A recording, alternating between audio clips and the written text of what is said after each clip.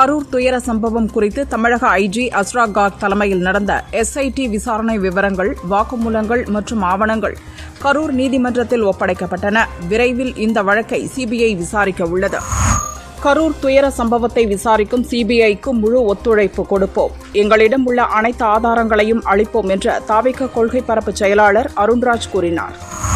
பீகாரில் உறவினர்களின் அன்பை சோதிக்க விமானப்படை முன்னாள் வீரர் மோகன்லால் என்பவர் இறந்தது போல நடித்து சுடுகாட்டில் தகன மேடையில் இருந்து எழுந்து அனைவருக்கும் அதிர்ச்சி தந்தார்.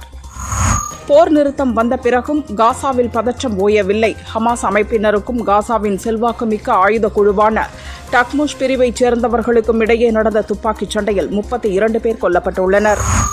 AFC ஆசிய கோப்பை கால்பந்து போட்டி வரும் 2027 சவுதி அரேபியாவில் நடக்கவுள்ளது. அதில் பங்கேற்பதற்கான தகுதி சுற்றுப் போட்டி கோவாவில் இன்று நடந்தது.